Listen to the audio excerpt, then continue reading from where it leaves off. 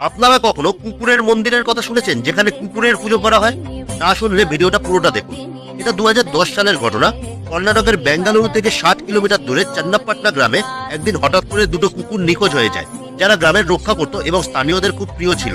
স্থানীয়রা সারা দিন বিভিন্ন জায়গায় অনেক খোঁজার পরেও তাদের না পাওয়ায় হাল ছেড়ে দেয়। এরপর সবাই ওই গ্রামেরই কুলদেবী কেম্পাম্মা মাতার মন্দিরে গিয়ে মায়ের কাছে ওই কুকুর দুটির জন্য প্রার্থনা করে। ওই দিনই রাতে ওই গ্রামের একজন বিজনেসম্যান রমেশ নামের এক ব্যক্তি স্বপ্ন দেখে যে কেম্পাম্মা মা বলছেন গ্রামে ওই কুকুর দুটির মন্দির করে পুজো করলে তারা সর্বদা গ্রামের রক্ষা করে যাবে। ব্যাস, যেমন কথা তেমন কাজ। পরের দিনই ওই ব্যক্তি কেম্পাম্মা মাতার মন্দিরের পাশেই ওই দুটি কুকুরের মূর্তি বানিয়ে মন্দির প্রতিষ্ঠা করে। তারপর থেকে আজও পর্যন্ত ওই মন্দিরে কুকুরের পুজো করা হয় এবং বছরে একবার মন্দিরের প্রতিষ্ঠা দিবস হিসাবে বড় করে পুজো হয় এবং মেলা হয়। এর থেকেই বোঝা যায় ওই গ্রামের মানুষের মধ্যে কেম্পাম্মা মায়ের প্রতি ভক্তি, শ্রদ্ধা এবং বিশ্বাস কতটা প্রবল।